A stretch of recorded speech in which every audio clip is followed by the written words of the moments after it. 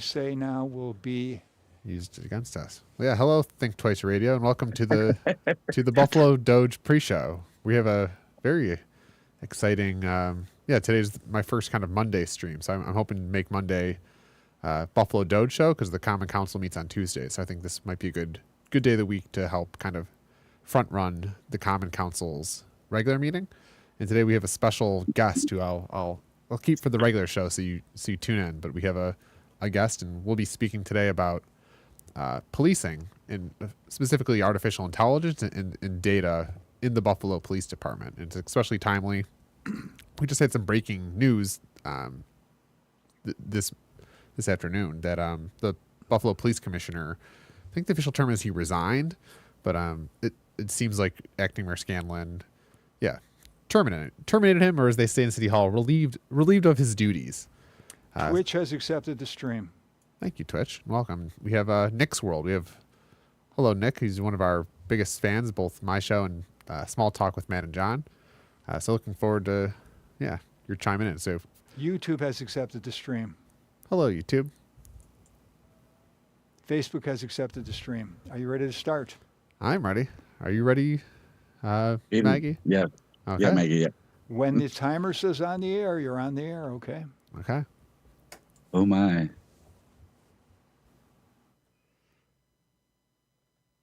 Hello, Think Twice Radio, and welcome to an episode of the Buffalo DOGE Show. And I'm Metachui, and this is the Buffalo DOGE Show. So, Department of Government Efficiency, and as I kind of mentioned earlier, that today is our first Monday stream. So I'm hoping this will be our first kind of pre-run council. So the Buffalo DOGE Show, we're specifically focused on the city of Buffalo government, so we're not affiliated with the national DOGE. But I'm a lover of sheepdogs and memes, and I think recent developments, especially with the cities. I mean, lots of things with the city's American Rescue Plan debacle kind of inspired me that we need more eyes and ears. So I'm hoping to, help kind of audit the city of Buffalo because there's lots of changes on it. I know I'm a big Teddy Roosevelt fanboy, so I think I read a book one time about his term as the New York City police commissioner, and there's a line in there that said when he was trying to clean up the corruption in City Hall, he had a friend that was an investigative reporter. And I think the exact quote in the book is, they would go around seeking bullies just to defy them for sport. So with that, I think that I'm going to introduce my guest, who is a concerned citizen in the city of Buffalo around Dataminr. And goes under this pseudo name, at least for today's show, as Lisa Simpson with a backdrop. So welcome. I'm going to call you Dataminr Dataminr Maggie, or is that how? That works. That is my name. I'm not so much hiding on the internet. You can find me as Edie Margaret, but if you figure out how to spell that, you get extra points. Okay. It's a moon of Jupiter. So I think and a muse of Zeus. So here in Buffalo, nice. Well, hiding in plain sight. I'm everywhere. I met Matt because we had this conversation more or less outside of City Hall, and decided, that the back and forth of this really helps us explore it and bring things out to the public. So here I am doing my civic duty in my Supreme Court road, being Lisa Simpson today. Well, thank you. I think today's conversation, we're going to talk specifically about this City of Buffalo Police Department's Dataminr contract, which essentially provisions them access to an app called Dataminr, which essentially they call it open source data, but it takes data from public feeds, so a lot of social media feeds, and it's integrating with policing. I think the two of us, I know we've had some offline chatter, but I think I was specifically concerned just based on my experience in the city of Buffalo with the police department, with social media, freedom of speech. I feel like I've had my rights infringed, and I think we've had mutual experiences that I think maybe we could go into. But one concern that I have with Dataminr is a conversation like this might be flagged as soon as we start streaming. So, so I think our conversation, we can dive a little into Dataminr, and then I would also like to speak about the city's SaaS analytics contract. I think you can't. That might even be the best way to start, but it's your show, so. Well, I think I wanted to have you on today because you filed some items. So I think briefly, so very recently the city Common Council passed an item for the Dataminr contracts. I know you were there. I don't know. Can you kind of Yeah. at least briefly introduce the audience to the Dataminr contract? I don't really mean to throw any council members under the bus, but the way that the police, representative to the caucus came in, they said, this is very last minute, but, in 5 days at regular session, you're going to need to approve this item. And they kind of looked at each other. Councilman Wyatt said, I don't really know why we have to do everything last minute all the time with you guys. And, they explained, it's a Dataminr contract. It's $80,000 worth of licenses to the Dataminr platform, and that's 4 licenses, 20,000 apiece. And I said, wow, that's an interesting thing. I've never heard that before either, and went home and kind of did a little research on it. I don't know if what I'm seeing on the screen. Oh no, that must be you, Richard. But it's an AI interface, as you explained, to and like the internet collects, all of the data that Google, and to feed the AI and give you these complex narratives. A Dataminr does that with Facebook and Twitter and social media feeds. So you can profile people's much more intimate lives for the purpose of government surveillance, for police surveillance. Yeah, Yeah. Oh God. Well, I appreciate you bringing this to my attention. I know it was, briefly, this came before the Common Council at their meeting right before Christmas Eve. And I know there was a protest outside of City Hall, but it does feel to me that they kind of rushed it through with kind of, I know you had talked about some of the consequences, but essentially, yeah, I think it's, and I've been doing some auditing. So I think I have here on the screen, this is actually item 24-2050, permission to enter into contract with Dataminr. So this is an item that appeared before the Common Council, and I've been auditing, this contract, and actually the only thing in this item was a single page communication from the police commissioner in the city of Buffalo to the Common Council, just requesting permission. It says here, the Buffalo Police Department hereby requests from your honorable body permission to enter into contract with Dataminr to provide 4 2-year first alert licenses to the Buffalo Police Department. First alert transforms publicly available information into actionable breaking news alerts, identifying the most relevant information in real time. Funding in the amount of $82,800 is available through the 2024 Law Enforcement Technology Grant. The contract is being allocated to Dataminr through a sole source agreement. And then they request, just permission to enter into the contract. So provide 4 2-year first alert licenses, and then authorize the city of Buffalo and Buffalo police personnel to take the steps necessary in facilitating. That's it. And then just any questions, the Buffalo Police Department Grants Office, which is 716-851-5456. So that's it. I have questions. I should call. I'm going to write down that number. Yeah, so I think, I mean, this is, when we talk about, this is it. We don't have access to the contract, so I'm actually proud to publicly share that today I submitted a FOIL request for the actual contract, because I would like to see, and I think there's many of us, I mean, yourself, but also a lot of citizens were concerned. So I have submitted. Everyone that was protesting, that everyone just showed up within 5 days of this. WGRZ did a quick little blurb too, to kind of cover the bases of, public, perception, I think, but a quick blurb, 1 paragraph about the city doing this. I really think it was the people in those rooms. There were a couple other reporters with me that kind of broke the Dataminr contract, and it should not be like that. Yeah, it did get. I mean, it got pretty much. My frustration as Buffalo is like, right. It got a news cycle, so it came before it was a nice 5 o'clock story, and then it's out of the news for now, but it's something the country. So I'm hoping that when the Buffalo Police responds to my FOIA, I will get a copy of the contract, and that will provide us with some more information on. Okay, what does this mean? When does this start?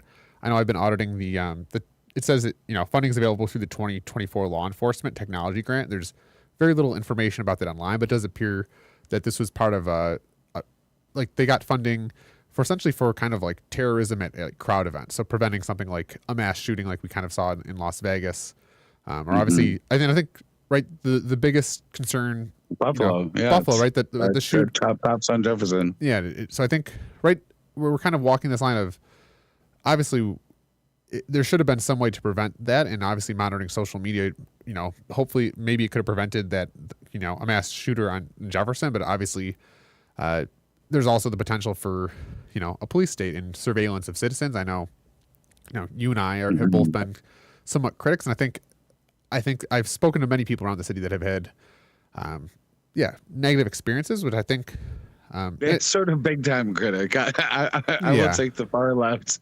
radical prison abolitionists, radical left position. Root historically, Well, Dan, for those of you that might not know my backstory, because I know, and I don't even know if I got into this, but this is actually a clip from I foiled body cam footage. So on Christmas Eve 2024, I had the Buffalo Police Department show up at my house unannounced to conduct a mental health visit. So they came to evaluate my mental health state, which I think this visit did more to inflict mental health harm on me. It was, I don't know if, I think it was trauma, right? I was in a very good mood. At this point, I was detailing my parents' car as kind of a Christmas gift, and I just had the cops walk up on me and start immediately asking me, "Why were you fired? Why were you fired?" And I just kept saying, "Ask, you're a city employee. Why don't you ask my boss why I was fired?" I don't know, but my experience. I think part of, I've done a lot of soul searching of what did I do to, why did the police show up to my house? So I did file,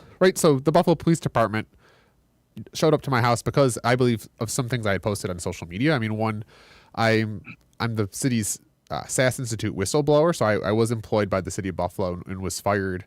And after my termination, I filed an item with the Common Council, essentially, whistleblowing about the SAS Institute. So I think, because I think Dataminr and SAS, right, they're in my point of view, they're essentially the same. This kind of broader issue around city of Buffalo policing, data and AI, because the opposite issues. I sort of feel, being that SAS, for anyone just hearing about it now, you were explaining is kind of police transparency and accountability. It's a use of force, tactical database that explains how police have responded to events, and would include the fatalities, would include use of force in all ways.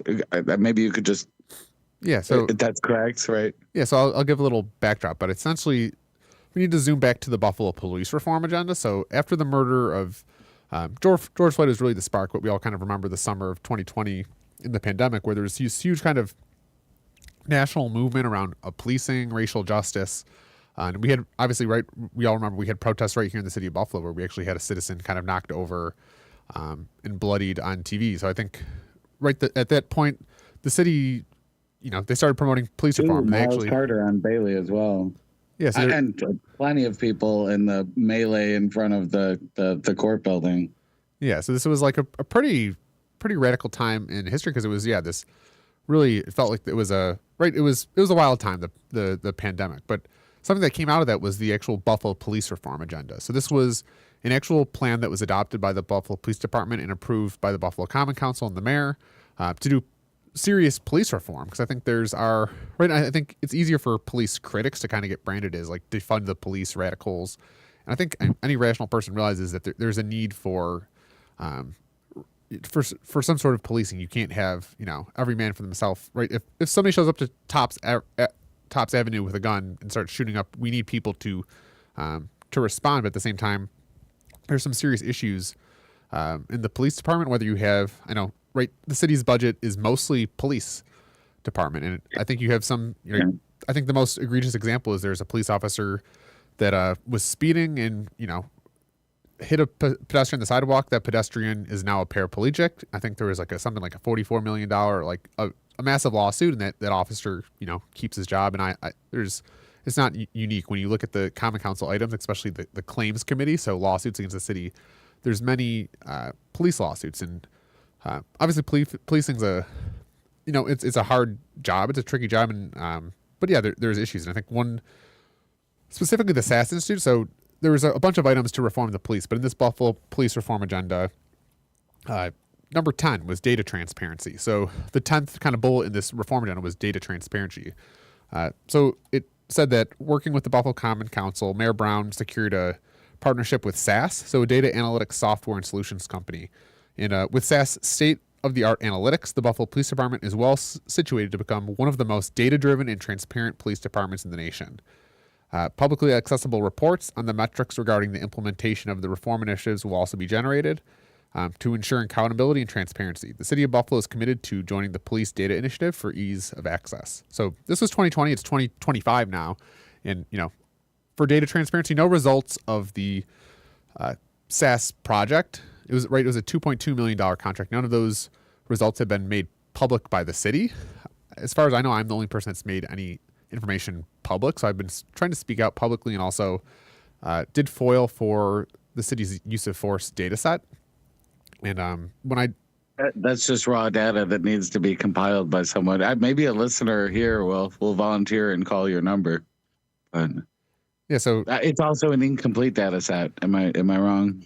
So a couple things. So I filed a FOIL, and essentially the city's chief information officer, so the city's project manager, who was my direct supervisor, he responded to my FOIL by sending me a 1,300-page PDF of an Excel file. So he essentially took an Excel file, which is a machine-readable way to analyze data. He transformed it into a PDF, which is much harder to analyze, and then he sent me kind of a 1,300-page CSV file. So that's, as far as I know, right? This is kind of pixelated, but it's not readable data. But essentially, right, there's a couple things here. So this is the city's actual use of force data set. So this is from IA Pro, which is the city's back-end data system, and this was, incidents of use of force in the police department. So this is a CSV file that was, the city's chief innovation officer. I call him Kickback Kirk because he actually was given a promotion to the chief innovation officer shortly after SAS made their final payment. I don't know if he did get any sort of official kickback, but just the fact that he was the city's SAS project manager, the project, the city made its final payment, and then he got a promotion, but yet the results of the SAS Institute were never made public. So, the city made a few $2.2 million contract where they made 4 payments. And April 10th, 2023 is when the final payment was made. I say they stole because something I filed in my item is that I believe it was deficient delivery of the contract, because essentially won the SAS project, and part of the SAS contract was access to their software, but they also got 2,000 consultant hours. And those consultant hours actually started in DPIS, or the Department of Permit and Inspections. And at that point, the SAS, they developed a at-risk properties dashboard, which I believe they were using to try to target like homeowners to proactively kind of inspect people. So that's where the project started. And then it kind of pivoted into the use of force, where kind of the SAS Institute came in and did essentially a copy and paste of a SAS dashboard from, this is kind of a look of, there's actually a dashboard in California that SAS developed, and this is kind of similar to, this is an exact carbon copy of what the city's SAS dashboard looked like. But yeah, I know I'm kind of spewing a lot of SAS things, so I know you had some questions about the SAS. What kind of things is you, especially kind of a civic activist and police? Yeah. Well, I mean, I think you understate, the common sentiment of irrational, illogical, violent policing in the BLM movement, by the BLM movement a lot, like that these use of force excesses are really fairly common. I think there's a reason they would want to keep some of this stuff under the rug, and hopefully they're becoming, or will, but we're kind of going the other direction, in New York, just maybe I'm thinking of formulating a question, but New York does now have whistleblower protection on the books officially for police in Buffalo that feel like corruption is going on. The Carroll's law was passed by Carol Horn's experience with the Buffalo Police and 20 years of fighting her way up through the system when she witnessed brutality and was fired. So that's a thing that happened. I don't know if it's 20 years, but it seems maybe 10 years, a long time. I should have prepared a little better. yeah, all the way down the list, that there are police that have been involved in more than one fatal shooting event. You say this one person was killed by a drunk driver off duty, blah, blah, blah. That was a big thing, $43 million settlement. Well, that $43 million settlement, several of these deadly killings, yeah, were that they were considered legal and legitimate. And from my opinion, there's no such thing as a legal police execution. When Davon Roberts was ended, recently, that body cam footage is available online. All the way back, the holding center deaths, India Cummings. It's been so long since I've talked about these things. I feel like I could list 12, but and more than one to the same officer. Yeah. I think recent. Yes, and so the idea that there was this project and they put a lot of money into it, and people were satisfied that it was going somewhere, and then it got cut off it's a red, it raises a real red flag for me, and then to be going the other way and saying, well, we need more information on private citizens. We need something that can take information and draw up a narrative and write a police report for us too, is kind of scary. So so what data was being collected by what was being input by your team?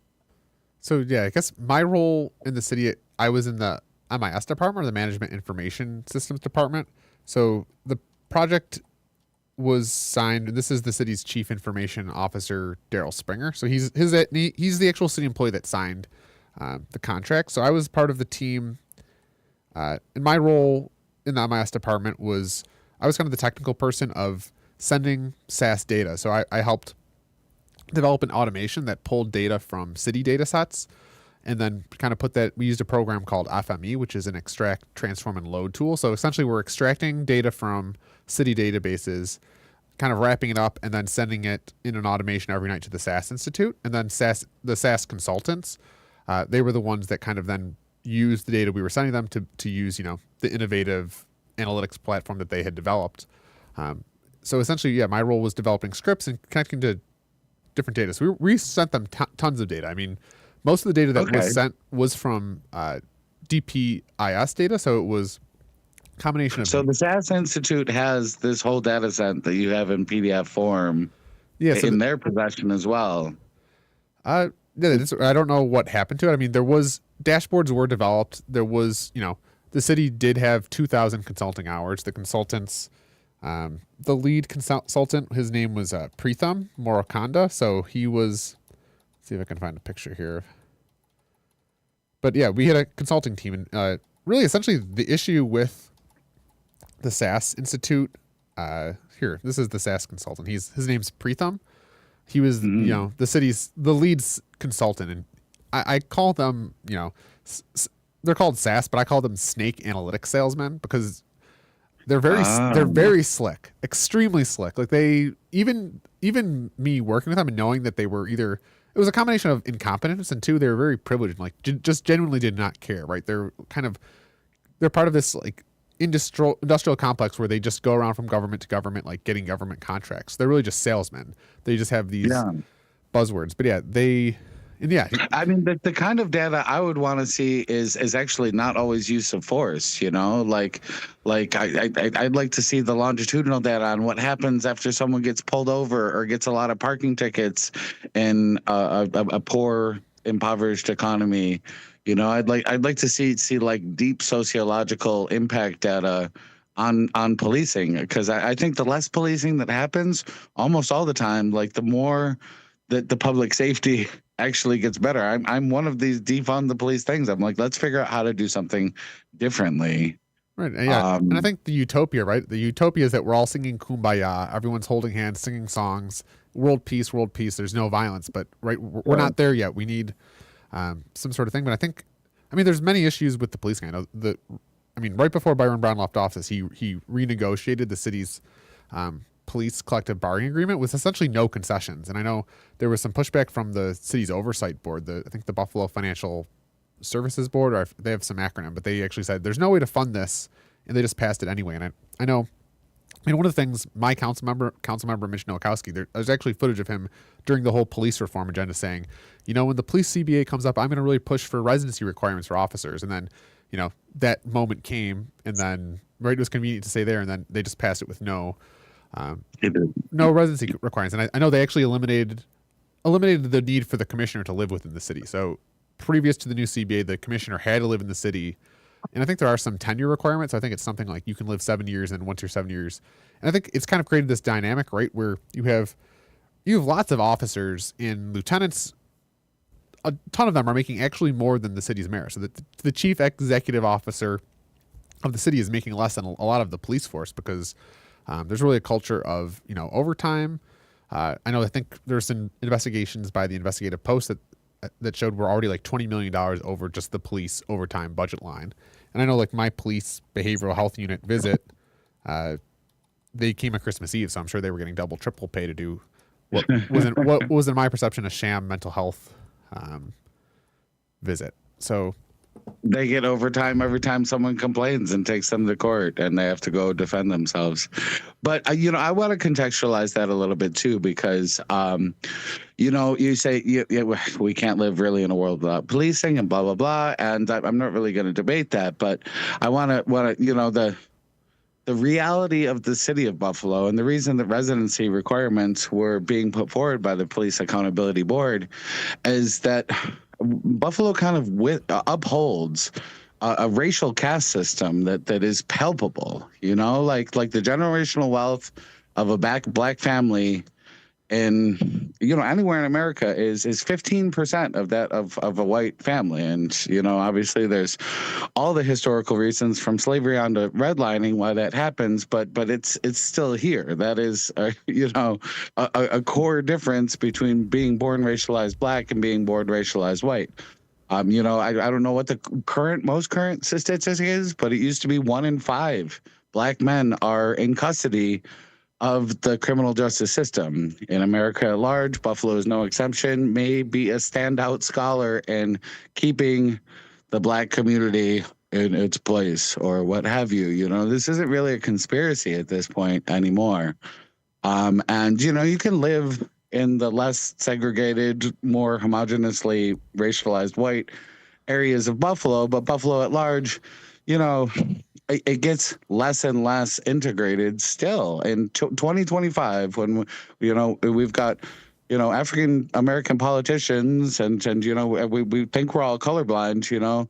Like the further you get out in the suburbs, the further it gets away from that, and it increases the mentality that that's what policing is about, is controlling the black population that doesn't have the adequate resources to thrive, and that's becoming less and less true too. With that 15%, I feel like Buffalo is a peaceful and harmonious place, and I pray that it stays that way, and that these new tools aren't used to further terrorize the community. I mean, before Ronald Reagan came in office, no one expected that 20% of their community was going to end up, behind bars doing the work of slavery without the name slavery.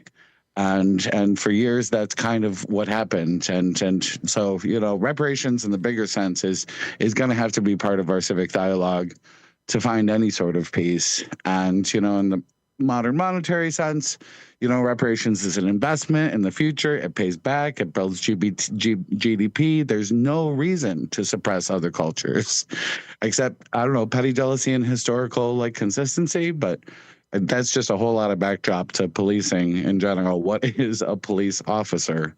And that's kind of what it is. And that's why I'm dubious about this Dataminr contract, which do we only have 30? We've got 32 minutes left in the show. We count down. Is that how the timer works? We have 32 minutes, so we're about halfway through. Do you generally agree with all those premises of this conversation? Yeah, I think just the general sense of, and I think we're heading towards a financial reckoning. And I think most of the city budget is police and police pensions. And yeah, it's a matter of, resource deployment. I mean, how do we spend our resources? And I know one thing I would have loved to see was police residency requirements, just because, right, if you have this police force that is making, more than our chief executive officer. And most of them live in Wheatfield, Hamburg, Elma by day, and then, they sleep there at night, but then by day they come to the city and kind of occupy the city and go home. It just, by making them, have to be city residents and owners, it just aligns their incentives, right? If you live in one place but then protect the other way, essentially creates this, what in my opinion is kind of an incentive to keep the place with crime and poverty, because your job is fighting crime. If there's no crime, then you don't have a job. Yeah, for sure. I mean, we talk about what can we do better with the money. If someone's house is not inspected correctly and there may be an issue, like the right course of action really isn't to condemn it and to move them out and take them through expensive court proceedings to remove them, but figure out how to fix their house. It's like the if you get pulled over with a taillight, what the cop should do is say, let me get out my toolbox and fix your taillight. And I've gone to literal jail in Lancaster because of failure to do whatever it happened to be. I think they're up here for some really trivial thing like that. And I know the Buffalo Police Department, they have things like, I think one of the initiatives they have is SEPTED, which is crime prevention through environmental design. So essentially that's kind of a theory of, right, looking at the more holistic picture of crime of, like, right, if people live in an environment which is, nice, whether there's public art, trees growing everywhere, right, it's well lit at night, it just creates an environment where there's less crime.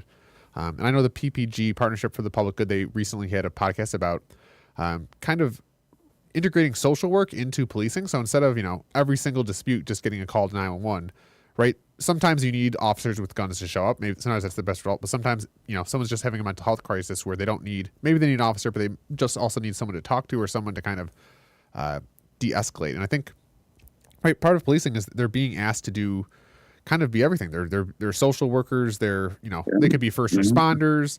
And I think even, right, having empathy for the police, if they're doing this a lot of times traumatic job. I know there's that one recent, right, some of the body footage is it's instant reactions. And I think I was researching, there's like a Buffalo Police Union blog, and like it was just kind of the president just with all these bullet points about general things. And, some of it was political, but then there's one thing is like, we have resources available for mental health. Use it if you need it. But it was very much like, right, at the same time, there's lots of officers who are, kind of like getting PTSD, kind of, right? This is somewhat tied to the military industrial complex of, fighting wars. Those soldiers get trauma and then, bring it home, where I think, right, there's some recent kind of push to just help officers with their mental health, because a lot of them are experiencing trauma too. And I don't know, it's kind of hard to know as an outsider what the culture of the policing is, and kind of, right, all police officers aren't the same.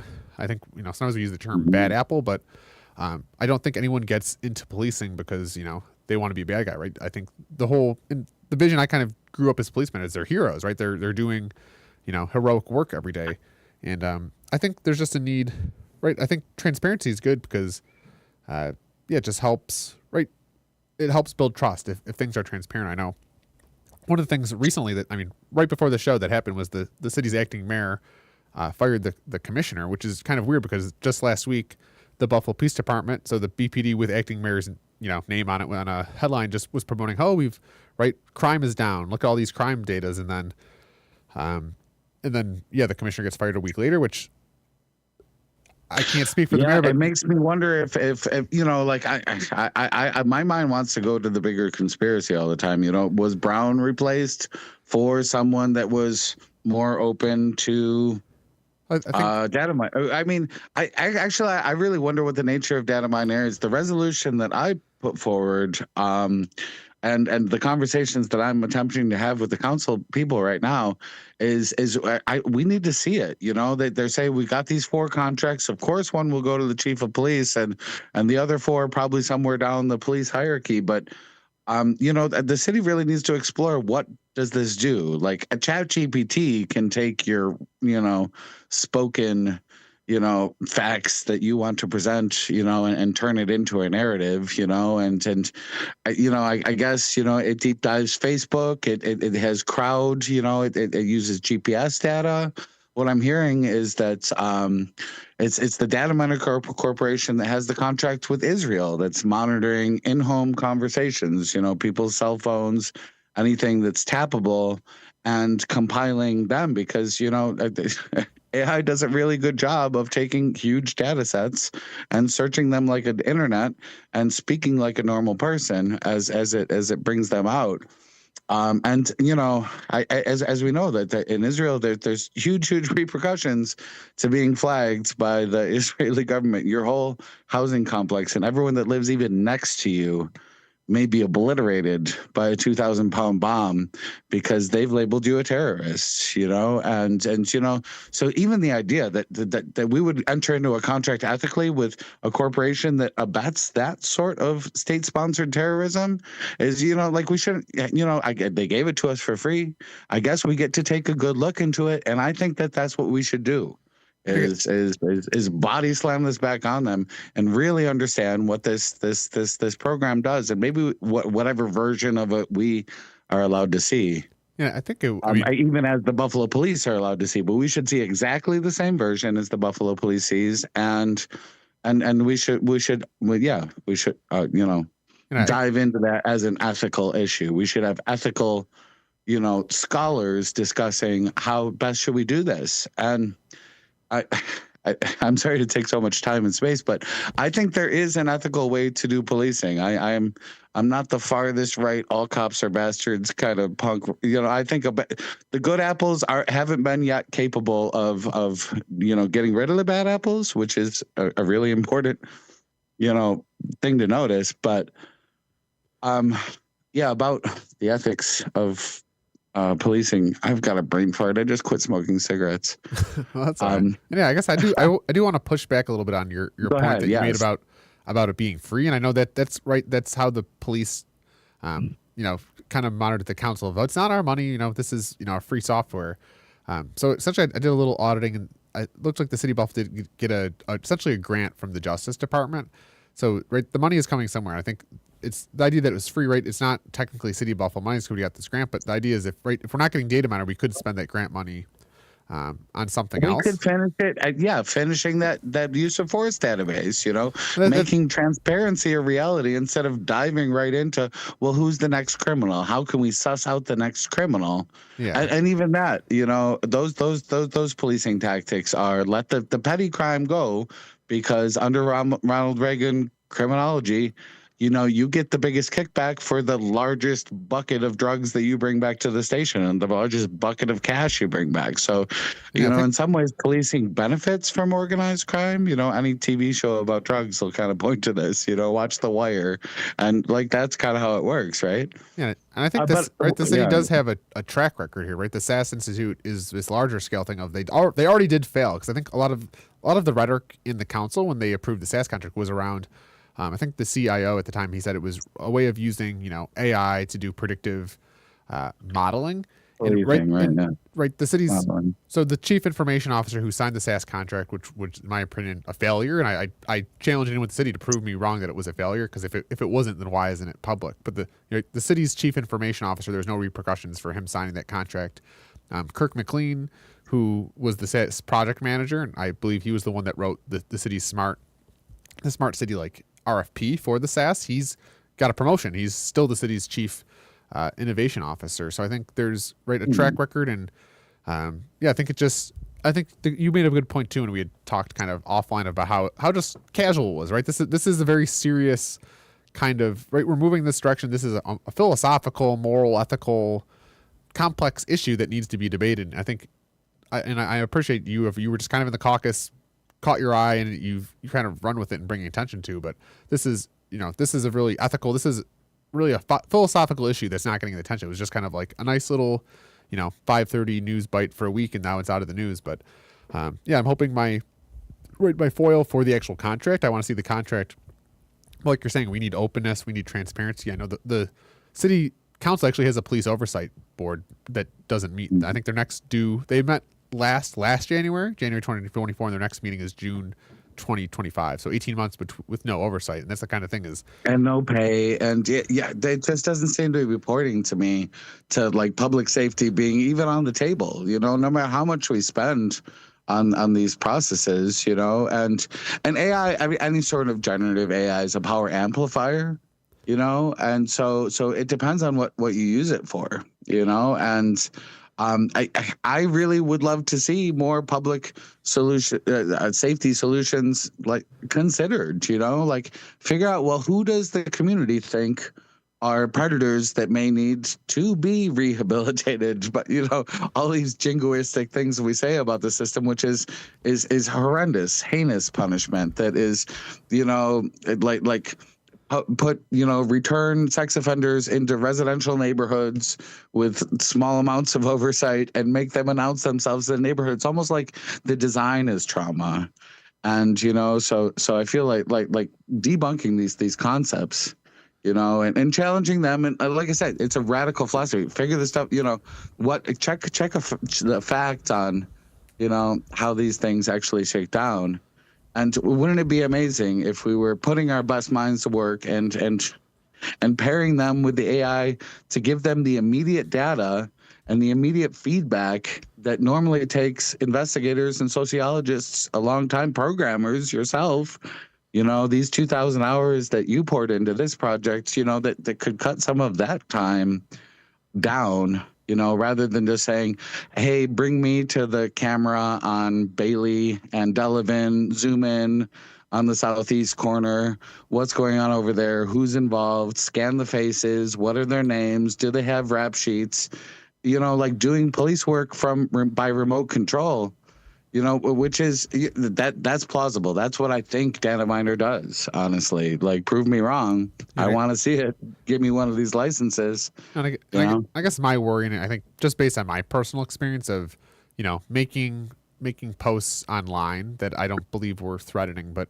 I actually did FOIL for my police behavioral health unit. So they showed up to my house because the city's the Lieutenant Sergeant or Director Sergeant Nicole Krug, who is with the threat management unit, she requested that they go to my house. So somehow I got flagged by the city's threat management unit, which essentially is for identifying terrorists. She flagged me for something I had posted online and then had the police sent to my house. I think the worst case dystopian thing that I'm afraid of is that, people that are America's built on freedom of speech. So if you have people in the city that are, maybe dissenting on something in the city, and then that, you're targeting, right? If, Dataminr, Maggie and Matt are, we're known critics of the administration. Can you plug in our profiles into, the Dataminr could they monitor our Facebook messages or anything we post online? And isn't a total mess these days? Like, if you're on Facebook at all and part of the anti-troll culture, I think they're artificially generating like pure hate speech, like when you say we were going to find the guy that shot up Tops. Well, it's looking for a needle in the haystack. If you're looking for someone that says racist, mean, misogynistic, bigoted, transmisogynistic things online, and like really makes it uncomfortable and says I will do physical harm and sexual harm and blah blah blah to you, the universe of that kind of content is enormous, so to be on the left and be fighting against those things, sometimes you use stronger words, you get out of your elements, and the idea that any of that is going to be picked through and used to create a paparazzi picture of just a human, like a non-celebrity, I think is yeah. I think I think that's just the broader issue we're having in AI is like ethical AI. Who is programming the AI, and how do we just ensure that they're ethical? Right? There are some AI monitoring bodies. Europe has some AI institutions. OpenAI exists in the States, but it's that they pontificate. That they don't have a lot of legal teeth right now. But they're at the table at least. Some of these. Yeah. But I don't know what they have to say particular about Dataminr. I do this as an amateur. So we've kind of talked a little bit about the current situation, Dataminr, some of the past things with SAS. My experience with the behavioral health unit, but I know you filed some items with the Common Council. I believe you were at City Hall recently having discussions, but maybe I was hoping the last part of the show we can focus on what are your kind of ideas for moving forward? How do we as citizens of Buffalo monitor Dataminr, and what is your kind of resolutions that you have before the common Well, council. the reason I was there at all is because, that there was all sorts of chatter about the Gaza conflict, the Israel-Palestine conflict, and again with the back and forth, even sometimes the really militant, crazy out there voices, came from the left on that, and I, for a long time I was juggling, kind of. Making sense of that, like I want to consider all sides of something when I'm helping. The fact that I was there in December, and you had people saying really, intense things about Zionism, and like. Yeah, I'm not even going to point any fingers to any particular radical dialogue that was going on, but they hadn't come and asked City Hall to put in their petition to the larger government to put an arms embargo, right? An arms embargo is the logical thing. If someone is doing the wrong things with a lot of weapons, well, maybe the U.S. needs to stop sending them all the enormous bombs. I mean, they've got all the tanks they need. They've got all the AK rifles they need to stand at the walls of their city and make sure no one slips inside from Palestine. And that's not going to, solve the social justice problem that the Palestinian apartheid state makes. But, 2.5 million people are missing from their homes. 60,000 people are presumed dead, maybe more under the rubble, 17,000 of those children. Like, there is an ethnic cleansing genocide happening with these bombs. And, like, that much is absolutely clear. And, as much as that it inspires rage with me, I feel like I'm more of a grounded voice in that. So I was there trying to lead the charge, and I'm still today seeking out people to form this coalition with me and get our public hearing on that. So, yeah, what has happened on the internet already to divide movements from their senses is palpable. It feels completely different, and I feel like that's engineered on a different algorithmic level. So yeah, I kind of said what I think we should do with Dataminr is the public needs to take, a governing piece of how it's employed and maybe turn it down altogether. I mean, I think that's kind of reasonable, but you could approximate everything that AI does. I think at this time it's fair to assume, like, approximates effort that a human being could do. Like, a human being could compile all this information. A human being could rephrase something in its own words because of its own innate universal grammar. You can't really ask an AI to compare and contrast situations with any kind of depth. You have to hold its hand through some of that higher level reasoning. And I guess, can I just jump in here? I guess. Yeah. Just based on I actually have a book coming about AI that I wrote with an AI soon. So if anyone does find Edie Margaret on Facebook, I'll drop that. Maybe we can talk about that on a later show, because I think it's a super I'd love to have you back for topic. maybe a book talk. I know I've done some of my most popular YouTube videos have been just book reviews. So I'd be glad to review your book and talk.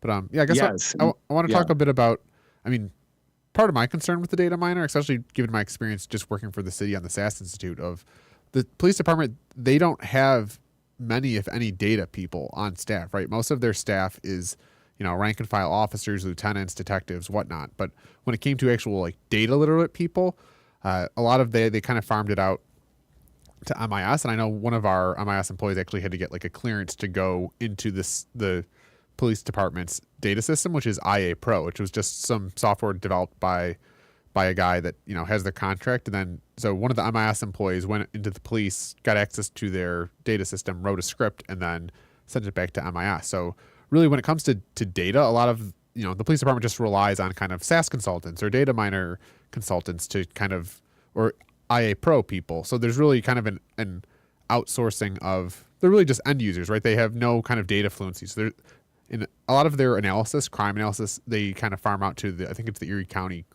crime team. So, like, within BPT, there's no data people writing scripts, analyzing data. It's really just relying on, the snake analytic salesman of SAS or a Dataminr salesman of pitching up. And in my just experience is that once SAS is good at selling government contracts. So kind of once they sell New York State a contract, then they just say, hey, BPT, look at us. We got that New York State contract. We could do this something similar to you.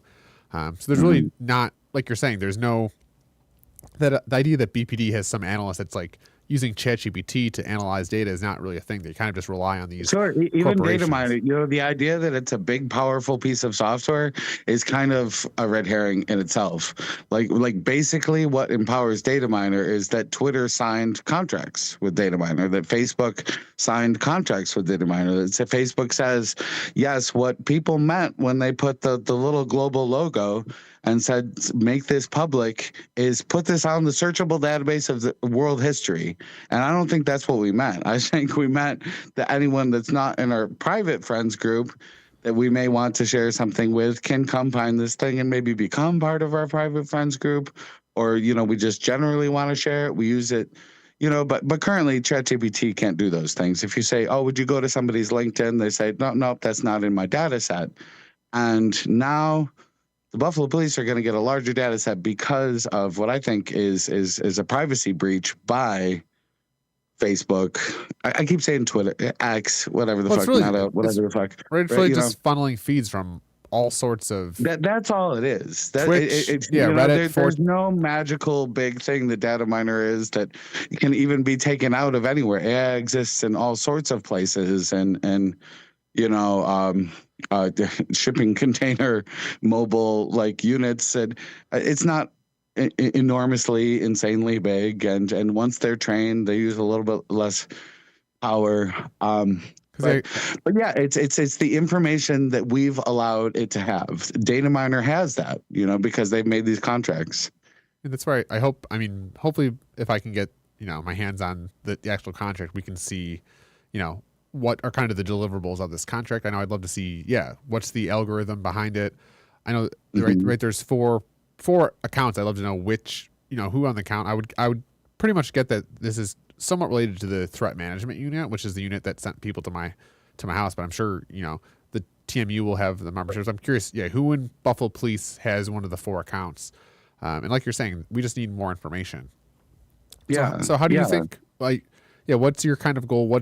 How do you see, right? You're spearheading this initiative to kind of oversee this Dataminr from the citizen view. So kind of what are you kind of hoping, right? We're going to have this item before the Common Council. I hope they, take it serious and we have a more discussion. I would guess. I sure do. I hope the Common Council has some say and control over how this contract is monitored. The fact that they didn't know it existed, 2 weeks before it was voted on is already a little bit suspect. I think these people are nice people, but that's neglecting. You were even saying with the SAS Institute stuff, it's like I was really wanting some help. I was wanting these council people to subpoena, the processes. For information, there was the ethical quandary you had with the person that was leading the division, the hiring manager. Can you explain that for a second? With the item that I had filed. The union. So the union. President also being. Yeah, so I think part of my mental health journey where the police showed up my house, part of that was because I was speaking publicly about the SAS Institute. The other was that I had filed some items where essentially at this point now I can articulate how the city is deducting dues from employees without their permission, which, they call it a mistake. I call it stealing wages. But yeah, essentially I think some of it was me speaking publicly about, how the city's breaking employment law. And the other part was speaking publicly around SAS. And I think something we didn't even talk about how this related to, but yeah, I think we kind of think that the Common Council is doing their jobs, which, they're answering phone calls, they're doing press conferences, they're cutting ribbons, but the actual job of technical oversight, right, whether it's city budgets, whether it's Dataminr contracts, they're just not doing it. I think, the perfect example was this American Rescue Plan. Something we didn't talk about is, right, at the end of the year, the American Rescue Plan was the deadline to allocate funding. In public health, the original plan had 3% of the $331 million the city got was supposed to go to public health. Well, after 7 amendments, we get to the end. The city has spent $0 in public health. Well, actually, that's a lie. They spent $30,000 in public health. The only thing under public health for American Rescue Plan was a 2022 Ford Explorer for the Buffalo Police Department's behavioral health unit. So kind of like this idea of that's wild. It's, An SUV for the behavioral health. Well, like, the best thing that's happening, they do now send out some certified mental health professionals. But one of the best things happening in Buffalo that some of the money was going to go to, I almost feel nervous about saying their name on a national broadcast, but it shouldn't. The Stop the Violence Coalition. I was doing the mutual aid peer-to-peer work of handling intense situations. And it's had amazing results, incredible results. No professionals really involved at all. Just enough gas in the trunk and one administrator. And like you talk about government efficiency, people solving our own problems has been the most efficient things. It's brought Buffalo's murder rate down by half. I think. I think the SAS Institute findings are going to show that police interventions have gone way, way, way down since COVID, especially during COVID. And since then, it's just not as defensible right now. If COVID happened and by and large, crime didn't go wild and crazy in the absence of policing because they didn't want to interact with the public, well, suicides went up, this and that. I think it's going to be a really, really great example of how much better we can do than traditional policing evolved from slave patrolling. I'm not going to back out on how racist I think this institution is. But you asked, I don't know if we only have these 5 minutes left, but it's really that one demand, the two demands. I want to see it first. I think city council should want to see it. You get an expert opinion on Dataminr, and I think we're allowed to not buy the contract. I mean, I think we should, because $20,000 buys a contract to everyone's personal life inside their Facebook bedroom of public posts, and that's just what it is. It's not. I mean, it's a cheeseburger and privacy breach, and everyone should be talking online like they know that on Twitter and everywhere else. But the idea that we can't. Some people have encrypted conversations, still, but I think it brings up that might organize, the guns that were brought to the top shooting or this, that, or the other thing, or organized crime as it is, But I think what you're touching on, AI is getting more complex. And I think even there's I think it's a thing called swatting, where people just do fake situations where they call the police, right? I might say, Dataminr Margie's, she has a gun to her head and she's on her front porch, and then give an address, and then the SWAT team shows up at a house and it was a prank. So I think, that's an actual thing that people do. And then you have this AI, which could take, so it's like you can also have a thing, if I know the Buffalo police are using Dataminr to monitor feeds, maybe I could, program some bots to start saying something to target, we're kind of moving strange days, Matt. Yeah. Like the paradigm is shifting. That the nature of truth and reality is hard to put your finger on. It takes a really constant vigilance. Yeah, I think and I don't know how we're going to back our way out of this historical situation, but I think the first step is to use it to make absolute world peace. I think it's possible to house everyone, to do all these things. We have every tool at our disposal to do creative, positive things. And if my two basic demands of the Dataminr situation, my larger demand is let's get there. Let's stop doing this. Let's stop homelessness. Let's stop hunger.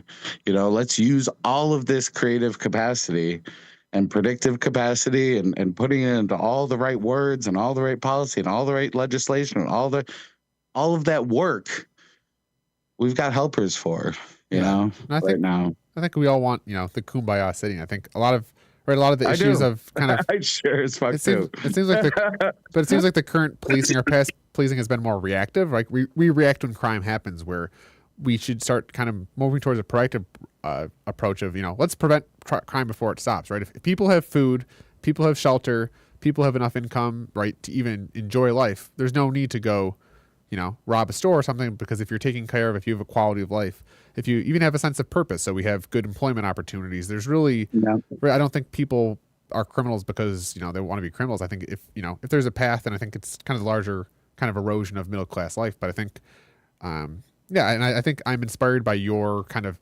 effort, and I really think the only way we push back against this kind of police data industrial complex is by having these type of conversations. And, maybe today we had this conversation with 2 people, maybe next time there's 3 people, and we can kind of keep escalating from there. But I think there's a need for, normal citizens. I think normal citizens, especially right with this new technology, the internet, we can have open conversations where people can kind of, right, this conversation needs more than just an hour. This is something that, right, we should be having hours and hours of debate. And I hope maybe we can start getting conversation, because I think Yes, and I should say at the very last minute that a really good way to do that is to show up on the 21st at the regular session of the Dataminr accountability resolution will be on the table. They will probably receive and file it.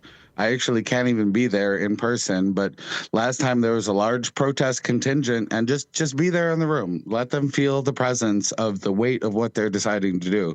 The paradigm that they're shifting is not just something you snap your fingers and accept. You have to come to a new understanding of the world to really fully appreciate it. So this is kind of a pre-item breakdown, but I think next Monday when I record the Buffalo Doge show, you should have an official item number. So I'm sure next week I will actually be covering that, and then your item will be on the agenda next Tuesday. But then if they get if it gets through, then the following Tuesday it should be in committee for discussion. So I encourage everyone, all citizens around Buffalo, to do their own Dataminr research. And do you have any? Get prepared to make a statement in committee. I feel like they're going to want to hear from us what we have to say. So do you have any parting thoughts for our viewers, Dataminr, Margie? Margie. Dataminr, Margie. I love how many like pseudonyms I have, and I like Margie, Peggy, whatever you feel. The last thoughts are, all we're saying is give peace a chance, nuclear war is.